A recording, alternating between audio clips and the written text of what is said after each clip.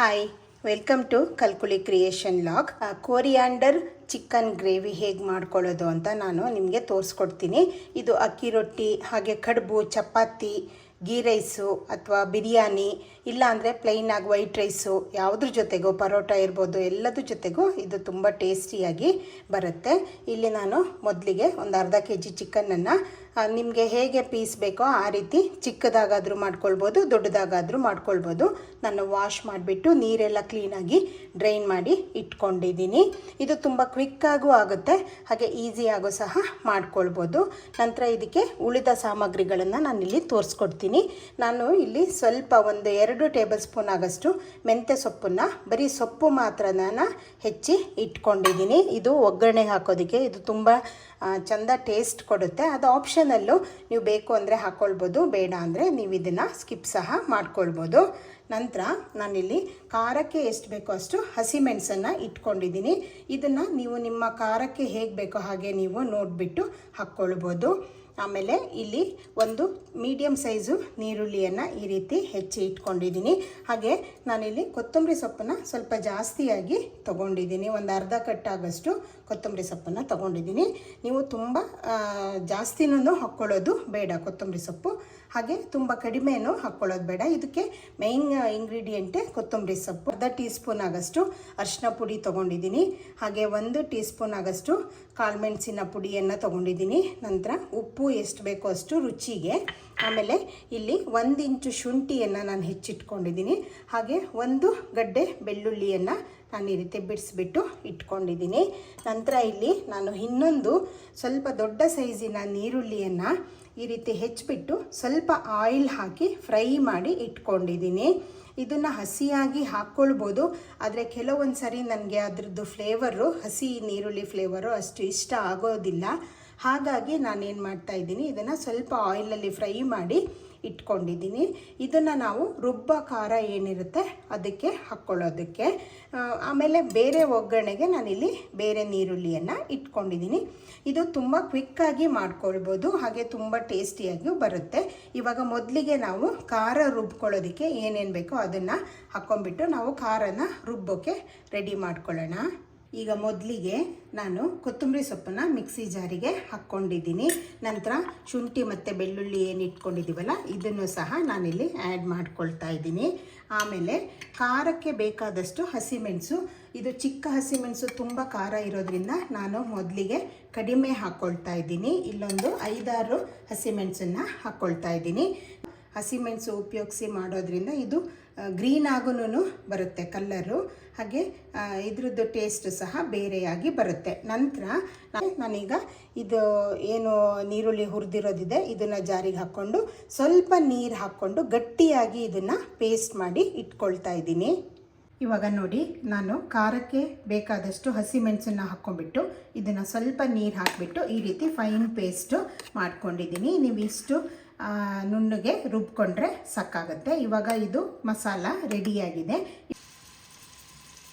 ಇವಾಗ ನಾನು ಪ್ರೆಷರ್ ಕುಕ್ಕರನ್ನು ಇಟ್ಕೊಂಡ್ಬಿಟ್ಟು ಇದಕ್ಕೆ 1 ಟೇಬಲ್ ಸ್ಪೂನ್ ಆಗಷ್ಟು ಎಣ್ಣೆನ ಹಾಕ್ಕೊಂಡು, ಎಣ್ಣೆ ಬಿಸಿಯಾದ ನಂತರ ನಾನು ಒಂದು ಮೀಡಿಯಮ್ ಸೈಜು ನೀರುಳ್ಳಿಯನ್ನು ಏನು ಹೆಚ್ಚಿಟ್ಕೊಂಡಿದ್ನಲ್ಲ ಅದನ್ನು ಹಾಕ್ಕೊಂಡು ಇದನ್ನು ನಾನು ಸ್ವಲ್ಪ ಹೊತ್ತು ಫ್ರೈ ಮಾಡ್ಕೊಳ್ತಾ ಇದ್ದೀನಿ.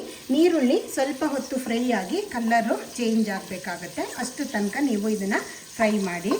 ಇವಾಗ ನೀರುಳ್ಳಿ ಸ್ವಲ್ಪ ಫ್ರೈ ಆಗಿದೆ ಅಲ್ಲ, ನಂತರ ನಾವು ಹೆಚ್ಚಿಟ್ಕೊಂಡಿರುವ ಈ ಮೆಂತ್ಯ ಸೊಪ್ಪೇನಿದೆ ಇದನ್ನು ಹಾಕ್ಕೊಳ್ಬೇಕು. ಮೆಂತ್ಯ ಸೊಪ್ಪನ್ನು ನೀವು ಎಣ್ಣೆಯಲ್ಲಿ ಸ್ವಲ್ಪ ಚೆನ್ನಾಗಿ ಫ್ರೈ ಮಾಡ್ಕೊಳ್ಬೇಕು, ಇಲ್ಲಾಂದರೆ ಕಹಿ ಬರುತ್ತೆ ಮತ್ತು ಇಲ್ಲಿ ಸ್ವಲ್ಪ ಲೋಳಿಯಾಗೂ ಸಹ ಬರುತ್ತೆ. ಹಾಗಾಗಿ ನಾವು ಇದನ್ನು ಮೊದಲಿಗೆ ನೀರುಳ್ಳಿ ಹಾಕಿದ ನಂತರ ಇದನ್ನು ಹಾಕ್ಕೊಂಡ್ಬಿಟ್ಟು ಚೆನ್ನಾಗಿ ಫ್ರೈ ಮಾಡ್ಕೊಳ್ಳೋಣ. ಇದನ್ನು ಹಾಕಿಬಿಟ್ಟು 1-2 ನಿಮಿಷ ಹೀಗೇನೆ ಫ್ರೈ ಮಾಡ್ಕೊಳ್ಬೇಕು. ಇದಕ್ಕೆ ನೀವು ಕುಕ್ಕರ್ ತೊಗೊಂಡ್ರೇ ಬೇಗ ಈಸಿಯಾಗಿ ಕ್ವಿಕ್ಕಾಗಿ ಮಾಡ್ಕೊಳ್ಬೋದು, ಯಾಕಂದರೆ ನಾವು ಮಾಂಸನ ಫಸ್ಟೇ ಬೇಯಿಸ್ಕೊಳ್ಳೋದಿಲ್ಲ. ಇದೆಲ್ಲ ಮಸಾಲ ಎಲ್ಲ ಹಾಕಿ ಹುರಿದುಬಿಟ್ಟು ನಂತರ ನಾವು ಇದರಲ್ಲಿ 1 ವಿಷಲ್ ಹೊಡಿಸೋದ್ರಿಂದ ನೀವು ಆದಷ್ಟು ಪ್ರೆಷರ್ ಕುಕ್ಕರಲ್ಲೇ ಮಾಡಿಕೊಳ್ಬೇಕು. ಇಲ್ಲ ಅಂದರೆ ನೀವು ಓಪನ್ ಆಗೋ ಮಾಡ್ತೀವಿ ಅನ್ನೋದಿದ್ರೆ ನೀವು ಓಪನ್ ಪ್ಯಾನಲನ್ನು ಸಹ ಮಾಡ್ಕೊಳ್ಬೋದು. ಅದಾದರೆ ನಿಮಗೆ ಸ್ವಲ್ಪ ಹೊತ್ತು ಟೈಮ್ ತೊಗೊಳುತ್ತೆ. ಇದು ಇವಾಗ ಇನ್ನೊಂದು ಸ್ವಲ್ಪ ಹೊತ್ತು ಫ್ರೈ ಆಗಲಿ. ಚಿಕನ್ ಹಾಕ್ಕೊಂಡ್ಬಿಟ್ಟು ನಾನು ಇದಕ್ಕೆ ಅರಿಶಿನ ಪುಡಿ ಏನು ಇಟ್ಕೊಂಡಿದ್ದೀನಲ್ಲ ಅರ್ಧ ಟೀ ಸ್ಪೂನು ಇದನ್ನು ಸಹ ಆ್ಯಡ್ ಮಾಡ್ತಾಯಿದ್ದೀನಿ. ನಂತರ ಇದಕ್ಕೆ ಉಪ್ಪು ರುಚಿಗೆ ಎಷ್ಟು ಬೇಕೋ ಅಷ್ಟು ನೀವು ಹಾಕ್ಕೊಳ್ಳಿ. ನಾನಿಲ್ಲಿ 1.5 ಟೀ ಸ್ಪೂನಷ್ಟು ಉಪ್ಪನ್ನು ಆ್ಯಡ್ ಮಾಡ್ಕೊಳ್ತಾ ಇದ್ದೀನಿ. ಇದು ಹಾಕಿದ ನಂತರ ಚೆನ್ನಾಗಿ ಮಿಕ್ಸ್ ಮಾಡ್ಕೊಳ್ಬೇಕು. ಅರಿಶಿನ ಪುಡಿ ಉಪ್ಪು ಎಲ್ಲ ಚೆನ್ನಾಗಿ ಬೆರೆತ್ಕೊಳ್ಬೇಕು. ಫ್ಲೇಮನ್ನು ನೀವು ಮೀಡಿಯಮಲ್ಲಿ ಇಟ್ಕೊಳ್ಬೋದು. ಇವಾಗ ನಾನು ಅರಿಶಿನ ಪುಡಿ ಎಲ್ಲ ಉಪ್ಪು ಹಾಕೊಂಡಾದ್ಮೇಲೆ ಸ್ವಲ್ಪ ಹೊತ್ತು ಚಿಕನನ್ನು ಆ ಎಣ್ಣೆಯಲ್ಲಿ ನಾನು ಫ್ರೈ ಮಾಡ್ಕೊಂಡಿದ್ದೀನಿ. ಇದು ಸ್ವಲ್ಪ ಫ್ರೈ ಆಗಿಬಿಟ್ಟು ಅದ್ರದ್ದು ನೀರೆಲ್ಲ ಬಿಟ್ಕೊಳ್ಳೋದಕ್ಕೆ ಸ್ಟಾರ್ಟ್ ಆಗಿದೆ ಅಲ್ಲ. ಇವಾಗ ನಾವು ರುಬ್ಬಿಟ್ಕೊಂಡಿರುವ ಈ ಮಸಾಲೆಯನ್ನು ಇದಕ್ಕೆ ಆ್ಯಡ್ ಮಾಡ್ಕೊಳ್ಳೋಣ. ಖಾರ ನಿಮಗೆ ಹೇಗೆ ಬೇಕೋ ಹಾಗೆ ಅಷ್ಟಕ್ಕೆ ತಕ್ಕನಾಗೆ ನೀವು ಮಾಡ್ಕೊಳ್ಳಿ. ಇವಾಗ ನಾನು ಎಲ್ಲ ಮಸಾಲಾನ ಇದಕ್ಕೆ ಹಾಕ್ಕೊಂಡಿದ್ದೀನಿ. ಫ್ಲೇಮನ್ನು ನೀವು ಹೈಯಲ್ಲಿನೇ ಇಟ್ಕೊಳ್ಳಿ. ಮಸಾಲ ಹಾಕಿದ ತಕ್ಷಣ ಇದನ್ನು ಸ್ವಲ್ಪ ಹೊತ್ತು ನೀರೇನು ಹಾಕ್ದೇನೆ ಈ ಮಸಾಲದಲ್ಲೇ ಬೇಯೋದಕ್ಕೆ ಬಿಡಬೇಕು. ಇದಕ್ಕೆ ನಾವು ತೆಂಗಿನಕಾಯಿ ಏನು ಉಪಯೋಗಿಸೋದಿಲ್ಲ. ಹಾಗಾಗಿ ನಾನು ನೀರುಳ್ಳಿಯನ್ನು ಸ್ವಲ್ಪ ಫ್ರೈ ಮಾಡಿಬಿಟ್ಟು ನಾನು ಮುಂಚೆನೇ ಅದಕ್ಕೆ ಗ್ರೇವಿಗಾಗಿನೇ ಆ್ಯಡ್ ಮಾಡ್ಕೊಂಡಿರೋದು. ಹಾಗೆ ಇದಕ್ಕೆ ನಾವು ಟೊಮೆಟೊನೂ ಹಾಕ್ತಾ ಇಲ್ಲ. ನಿಮ್ಮ ಆಪ್ಷನಲ್ ಅದು. ಬೇಕು ಅಂದರೆ ನೀವು ಟೊಮೆಟೊನ ಚಿಕ್ಕದಾಗಿ ಹೆಚ್ಚಿಬಿಟ್ಟು ಒಗ್ಗರಣೆಗೆ ಹಾಕ್ಕೊಳ್ಬೋದು. ಇವಾಗ ಇದು ಸ್ವಲ್ಪ ಹೊತ್ತು ಆ ನೀರೆಲ್ಲ ಬಿಟ್ಕೊಳಷ್ಟು ಬೇಯಬೇಕು. ಸೊ ನಾನಿವಾಗ ಅದಕ್ಕೇ ಲಿಡ್ಡನ್ನು ಹೀಗೇನೆ ಸ್ವಲ್ಪ ಹೊತ್ತು ಒಂದು 2-3 ನಿಮಿಷ ಈ ರೀತಿ ಕವರ್ ಮಾಡಿಬಿಟ್ಟು ಬಿಡ್ತಾ ಇದ್ದೀನಿ. ಇವಾಗ ನೋಡಿ ಇದು ಚೆನ್ನಾಗಿ ಬಾಯ್ಲ್ ಆಗ್ತಾ ಇದೆ ಅಲ್ಲ. ನಾವು ನೀರೇನು ಆ್ಯಡ್ ಮಾಡಿಲ್ಲ.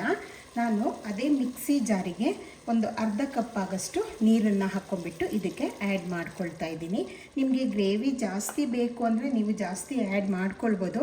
ಆದರೆ ಇದು ಸ್ವಲ್ಪ ಸೆಮಿ ಗ್ರೇವಿಯಾಗಿ ಬಂದರೆ ಇದು ಟೇಸ್ಟು ಚೆನ್ನಾಗಿರುತ್ತೆ. ಹಾಗಾಗಿ ನಾನು ಜಾಸ್ತಿ ನೀರನ್ನು ಹಾಕ್ಕೊಳ್ತಾ ಇಲ್ಲ. ನಂತರ ಇಲ್ಲಿ ನಾನು ಕಾಳು ಮೆಣಸಿನ ಪುಡಿ ಇಟ್ಕೊಂಡಿದ್ದೀನಲ್ಲ ಇದನ್ನು ಸಹ ಆ್ಯಡ್ ಮಾಡ್ಕೊಳ್ತಾ ಇದ್ದೀನಿ. ಹಾಗೆ ಇದಕ್ಕೆ ನಾವು ಹುಳಿ ಏನು ಹಾಕಿಲ್ಲದೆ ಇರೋದ್ರಿಂದ ನಾವು ಲಾಸ್ಟಲ್ಲಿ ಸ್ವಲ್ಪ ನಿಂಬೆಹಣ್ಣು ಹಾಕಬೇಕಾಗುತ್ತೆ. ಆದರೆ ಇವಾಗಲ್ಲ, ಇದನ್ನು ನಾವು ವಿಷಲ್ಲೆಲ್ಲ ಹೊಡಿಸ್ತೀವಲ್ಲ, ಅದು ವಿಷಲ್ ಆದಮೇಲೆ ನಿಂಬೆಹಣ್ಣು ಹಾಕ್ಕೊಳ್ಬೋದು. ಇವಾಗ ಇದನ್ನು ನಾನು ಇನ್ನೊಮ್ಮೆ ಚೆನ್ನಾಗಿ ಮಿಕ್ಸ್ ಮಾಡಿ ಇನ್ನೊಂದು ಸ್ವಲ್ಪ ಹೊತ್ತು ಹಾಗೆ ಬಾಯ್ಲ್ ಆಗೋದಕ್ಕೆ ಬಿಡ್ತಾ ಇದ್ದೀನಿ. ಇವಾಗ ನೋಡಿ ಇದು ಚೆನ್ನಾಗಿ ಬಾಯ್ಲ್ ಆಗೋಕ್ಕೆ ಸ್ಟಾರ್ಟ್ ಆಗಿದೆ. ನೀವು ಬೇಕು ಅಂದರೆ ಈ ಟೈಮಲ್ಲಿ ಉಪ್ಪನ್ನ ಟೇಸ್ಟ್ ನೋಡ್ಕೊಳ್ಬೋದು. ಇದು ಸ್ವಲ್ಪ ನೀವು ಈ ರೀತಿ ಕನ್ಸಿಸ್ಟೆನ್ಸಿ ಇಟ್ಕೊಂಡ್ರೆ ಸಾಕಾಗುತ್ತೆ. ಇವಾಗ ನಾವು ಲಿಡ್ ಕವರ್ ಮಾಡಿಬಿಟ್ಟು 1 ವಿಷಲನ್ನು ಇದು ಕೂಗಿಸ್ಕೊಂಡ್ರೆ ಸಾಕಾಗುತ್ತೆ. ಯಾಕಂದರೆ ಇದು ಚಿಕನ್ ಆಗಿರೋದ್ರಿಂದ 1 ವಿಷಲ್ಲು. ಮಟನ್ ಆದರೆ ಅದು ಬೇಯೋದಕ್ಕೆ ಎಷ್ಟು ವಿಷಲ್ ಬೇಕಾಗುತ್ತೋ ಅದನ್ನು ನೋಡ್ಕೊಂಡ್ಬಿಟ್ಟು ನೀವು ಮಾಡ್ಕೊಳ್ಬೋದು. ಸೇಮ್ ಪ್ರೊಸೀಜರಲ್ಲಿ ನೀವು ಮಟನನ್ನು ಮಾಡ್ಕೊಳ್ಬೋದು. ಬೇಕು ಅಂದರೆ ಮಟನನ್ನು ನೀವು ಮುಂಚೆನೂ ಬೇಯಿಸ್ಕೊಂಡು ಈ ಗ್ರೇವಿ ಹಾಕಿ ಮತ್ತೆ 1 ವಿಷಲ್ ಬರ್ಸ್ಬೋದು. ಹಾಗಾಗಿ ಅದು ಚೆನ್ನಾಗಿ ಟೇಸ್ಟಾಗಿ ಬರುತ್ತೆ. ಇವಾಗ ಇದಕ್ಕೆ ನಾನು ಲಿಡ್ ಕವರ್ ಮಾಡಿಬಿಟ್ಟು 1 ವಿಷಲ್ಲು ಕೂಗಿಸ್ಕೊಳ್ತಾ ಇದ್ದೀನಿ. 1 ವಿಷಲ್ ಆಗಿದೆ ಅಲ್ಲ, ನಾನು ಸ್ಟವನ್ನು ಆಫ್ ಮಾಡಿ ಕಂಪ್ಲೀಟಾಗಿ ಕೂಲ್ ಆಗೋದಕ್ಕೆ ಬಿಡ್ತಾ ಇದ್ದೀನಿ. ಇವಾಗ ನೋಡಿ ಇದು ಕುಕ್ಕರು ಕಂಪ್ಲೀಟಾಗಿ ಕೂಲ್ ಆಗಿದೆ. ನಾನೀಗ ಲಿಡ್ ಓಪನ್ ಮಾಡ್ತಾ ಇದ್ದೀನಿ. ಸೆಟ್ಟಾಗಿ ಇದು ಬೆಂದ್ಬಿಟ್ಟು ಕ್ಲೀನಾಗಿ ಎಷ್ಟು ಚಂದ ಫ್ಲೇವರ್ ಬರ್ತಾ ಇದೆ ಅಂದರೆ ತುಂಬ ಫ್ಲೇವರ್ಡ್ ಆಗಿರುತ್ತೆ ಇದು. ಹಾಗೆ ತುಂಬ ಟೇಸ್ಟಿಯಾಗಿನೂ ಸಹ ಬರುತ್ತೆ. ಇದು ಇವಾಗ ಚೆನ್ನಾಗಿ ಕುಕ್ ಆಗಿದೆ. ಹಾಗೆ ಗ್ರೇವಿನೂ ಅಷ್ಟೇ ತುಂಬ ನೀರಾಗೂ ಇಲ್ಲ, ತುಂಬ ದಪ್ಪನಾಗೂ ಇಲ್ಲ.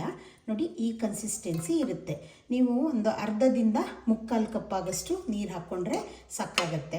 ಇದು ನಾವು ಕಾಯಿ ಏನೂ ಹಾಕದೇ ಇರೋದ್ರಿಂದ ಇದು ಯಾರು ಬೇಕಿದ್ರೂ ಕೊಲೆಸ್ಟ್ರಾಲು ಅಂತ ಎಲ್ಲ ಯೋಚನೆ ಮಾಡ್ದೇನೆ ಆರಾಮಾಗಿ ಇದನ್ನು ಊಟ ಮಾಡ್ಬೋದು. ಚಿಕನ್ನು ಅಷ್ಟೇ ತುಂಬ ಸಾಫ್ಟಾಗಿ ಕ್ಲೀನಾಗಿ ಬೆಂದಿದೆ. ನೋಡಿ ತುಂಬ ಸಾಫ್ಟಾಗಿದೆ ಇದು ಚಿಕನ್ನು.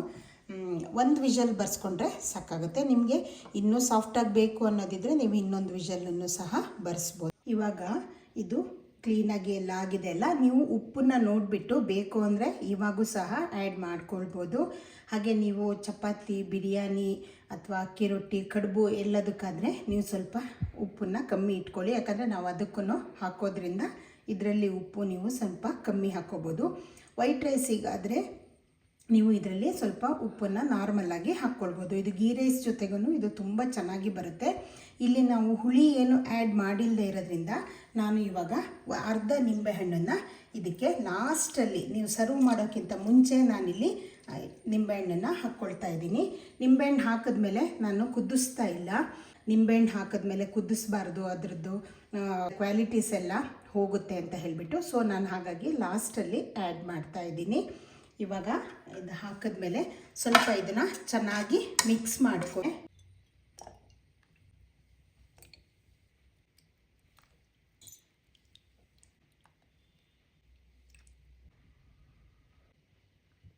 ಇವಾಗ ಚಿಕನ್ ಸ್ವಲ್ಪ ಹೀಟ್ ಇರೋದ್ರಿಂದ ಮೆಂತ್ಯ ಸೊಪ್ಪು ಯೂಸ್ ಮಾಡೋದ್ರಿಂದ ಅದು ಸ್ವಲ್ಪ ತಂಪು ಪದಾರ್ಥ ಆಗಿರೋದ್ರಿಂದ ಎರಡನ್ನೂ ಇದು ಬ್ಯಾಲೆನ್ಸ್. ಇವಾಗ ಫೈನಲಿ ಇದು ರೆಡಿ ಆಗಿದೆ. ಇದನ್ನು ನೀವು ಯಾವುದ್ರ ಜೊತೆಗೂ ಬೇಕಾದರೂ ನೀವು ಯೂಸ್ ಮಾಡ್ಕೊಳ್ಬೋದು. ಹಾಗೆ ತುಂಬ ಟೇಸ್ಟಿಯಾಗಿ ಬರುತ್ತೆ ಮತ್ತು ಕಡಿಮೆ ಇಂಗ್ರೀಡಿಯೆಂಟ್ಸಲ್ಲಿ ಕ್ವಿಕ್ಕಾಗಿ ನಾವು ಇದನ್ನು ಮಾಡ್ಕೊಳ್ಬೋದು. ನೀವು ಮಟನ್ನಲ್ಲೂ ಸೇಮು ಇದನ್ನು ಮಾಡ್ಕೊಳ್ಬೋದು. ಬೇಕಿದ್ದರೆ ನೀವು ಮಟನನ್ನು ಬೇಯಿಸಾದರೂ ಹಾಕ್ಕೊಳ್ಬೋದು, ಇಲ್ಲ ಈ ಮಸಾಲ ಹಾಕಿದ್ಮೇಲೆ ನಂತರ ಬೇಯಿಸೋದು ಆ ರೀತಿಯೂ ಮಾಡ್ಕೊಳ್ಬೋದು. ಹಾಗೆ ನಾನು ಹಾಕುವಂಥ ಎಲ್ಲ ರೆಸಿಪಿಗಳು ನಿಮಗೆ ಇಷ್ಟ ಆಗುತ್ತೆ ಅಂತ ಭಾವಿಸ್ತೀನಿ. ನನ್ನ ಕಲ್ಕುಳಿ ಕ್ರಿಯೇಷನ್ ಲಾಗ್ ಚಾನಲ್ ಏನಿದೆ ಇದನ್ನು ಸಬ್ಸ್ಕ್ರೈಬ್ ಮಾಡ್ಕೊಳ್ಳಿ. ಹಾಗೆ ಲೈಕ್ ಮಾಡಿ, ಶೇರ್ ಮಾಡಿ, ಕಮೆಂಟ್ ಮಾಡಿ. ನೀವು ಕಮೆಂಟ್ ಮಾಡೋದು ನಮಗೆ ತುಂಬ ಮೋಟಿವೇಶನ್ ಅಂತ ಅನಿಸುತ್ತೆ. ನಿಮ್ಮೆಲ್ಲರ ಪ್ರೀತಿಗೆ ನಾನು ತುಂಬ ಆಭಾರಿಯಾಗಿರ್ತೇನೆ. Thank you.